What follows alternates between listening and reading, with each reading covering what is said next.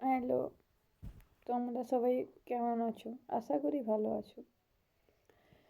তো সে যাই হোক না কেন, আজকে ঔষধের ব্যাপারটা তো এই হয়েছে কথা, মেডিকেল বোর্ড বসবে বলছে।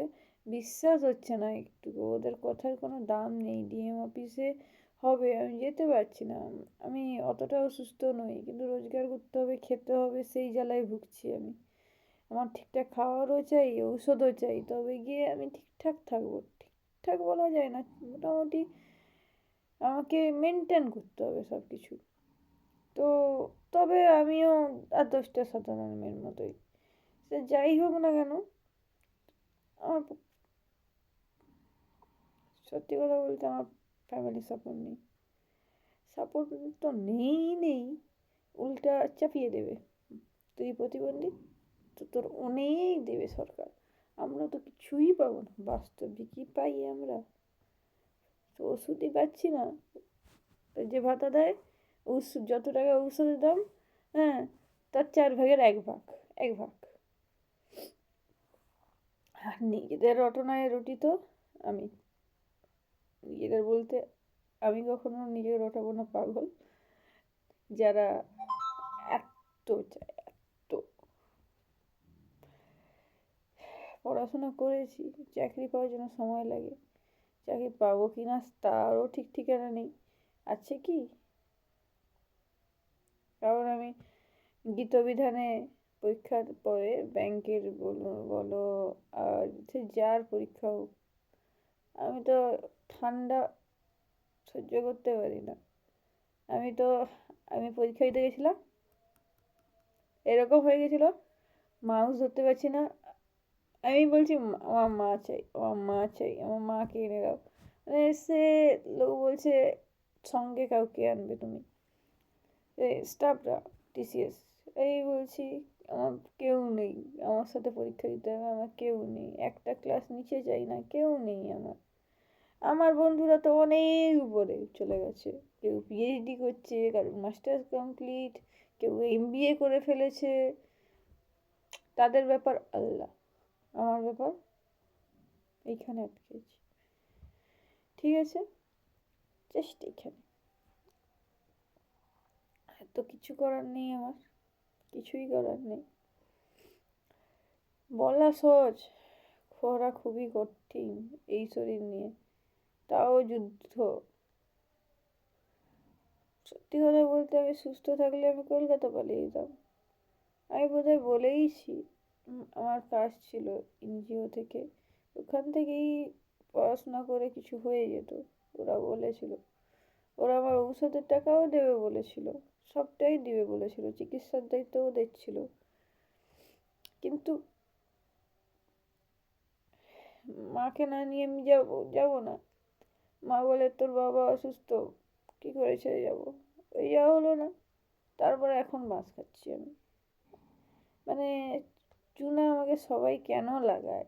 হ্যাঁ, চুন, আমি কি মানে এরকম একটা দেওয়াল যে খুশি চুনা লাগিয়ে দিয়ে চলে যাবে? আর আমি কিছুই না, আমি মানে এখন ঠান্ডায় পড়ে গেছে তো, আমি উঠতে পারি না। কালকে তো বোধহয় ভিডিওতে দেখি বলেছিলাম, আমি ঠান্ডা হলে আমি শেষ। সে যাই হোক, আর একটা কথা বলবো তোমাদের পরে। সত্যি কথা বলতে, মানুষ শরীর বোঝে না। মানে আমি স্টেরয়েড নিয়েছি, স্টেরয়েড ড্রাগস, খুবই খুঙ্খার খতরনাক ড্রাগ, ডেঞ্জারাস। যে যে ড্রাগসে নিলে শরীর এতটাই খারাপ থাকে। আমি ড্রাগস নিয়েছিলাম না, দিব্যি ছিঁড়েছিলাম, মানে সুস্থ না, চোখে দেখতে পাচ্ছিলাম না। তো তারপরে কি বলবো, সে জীবনটা যেন হলাল হয়ে গেছিলো। এখনো সেই অবস্থা, এখনো কেটে উঠেনি। তারপর আবার সেই ড্রাগস, মানে কি বলবো, আমি ডক্টর বুস্টারের ফ্যান। ও বলে ঠিকঠাক খাওয়া দাওয়া করলে, ঠিকঠাক জল খেলে সুস্থ থাকা যায় আমাদের অসুখে। কিন্তু বিশ্বাস করো, আমি এগুলো কিছুই করি না। খাবারের জন্য টাকা চাই, ঠিকঠাক পর্যাপ্ত পরিমাণে। তারপরে হলো গিয়ে জল, জল খাওয়ার নামগন্ধ আমি নিই না জীবনে, বুঝতে পারলে? জল কে খায়? সকালে হাঁটতে যেতে হয়, শরীর টানে না, যোগা করতে হয়, কে করছে? মা করুক, মা সুস্থ থাকুক, যেটা করি না। ঠিক আছে, মানে কি বলবো, আমি তো ঝিমিয়ে পড়েছি, আমি কি বলবো, ঘুমিয়ে ঘুমিয়ে যাবো আবার, আর পাচ্ছি না।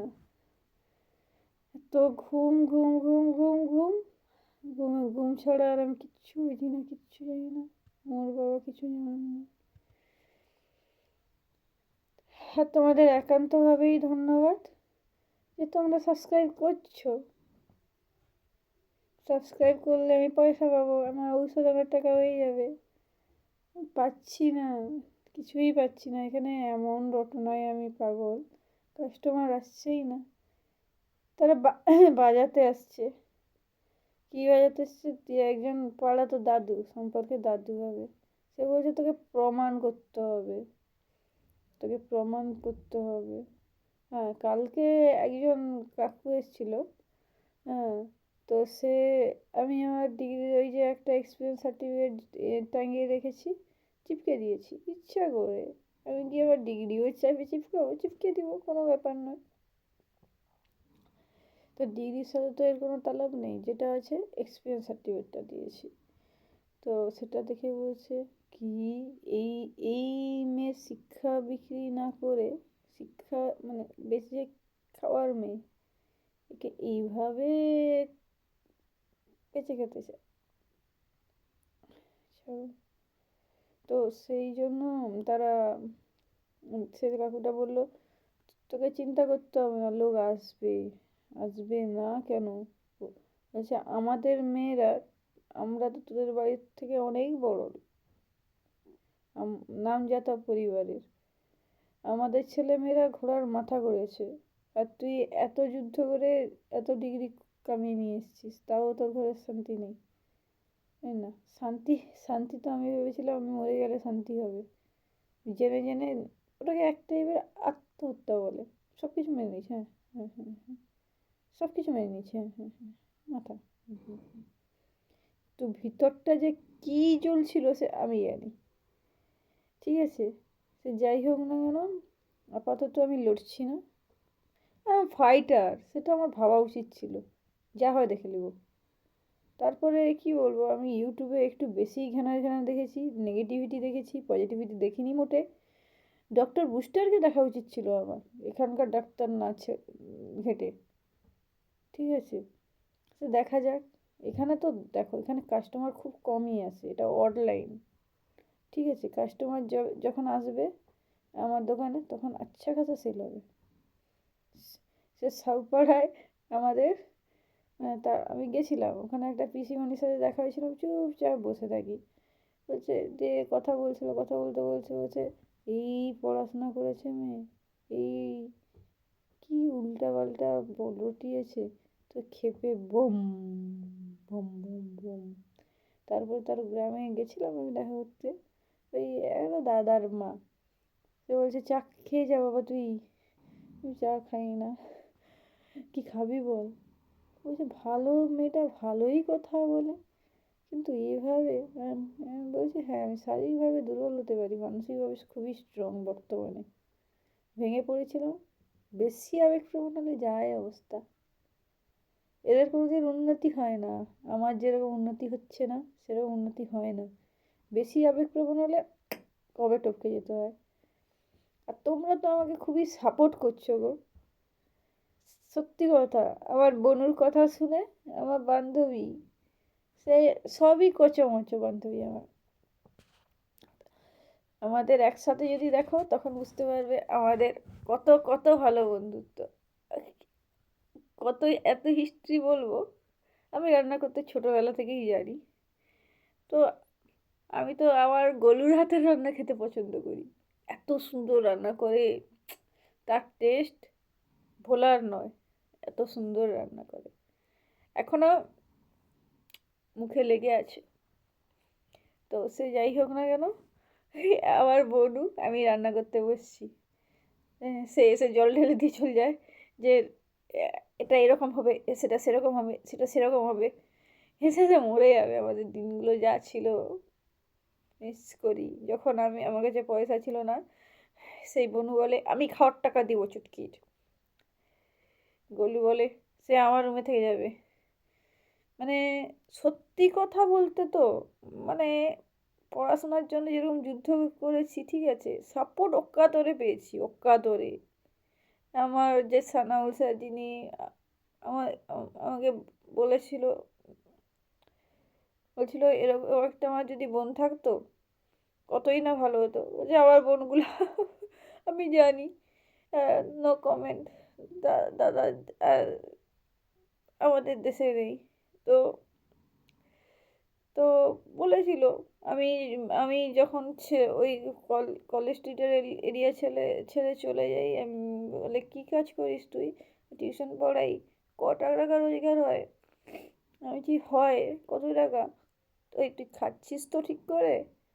হ্যাঁ, এত রোগা তো তুই, কি হবে তোকে নিয়ে ভয় লাগে। আজকে সে বিরিয়ানি বলতে বিরিয়ানি 4-5 প্লেট খেলিবে একসঙ্গে, কিন্তু সেই আজ আমাদের মধ্যে নেই। সেটা খুবই কাঁদানোর বিষয়। সে ছাড়ো। সব কিছু শেয়ার করতে করতে আমি যে কত কিছু শেয়ার করে ফেলি। আমার বনু বলেছে তুই শুধু উল্টা পাল্টা কেন দিস? আমি সবসময় বলি আমি সব কিছু লুকিয়ে রাখতে পছন্দ করি। সে লুকাবি না, কিচ্ছু লুকাবি না। আমি বলছি লোক প্রতিবন্ধীদের খুবই মানে অবহেলা করে, কিন্তু ওর কাছ থেকে কিছু ফায়দা হলে খুবই ভালো হয়।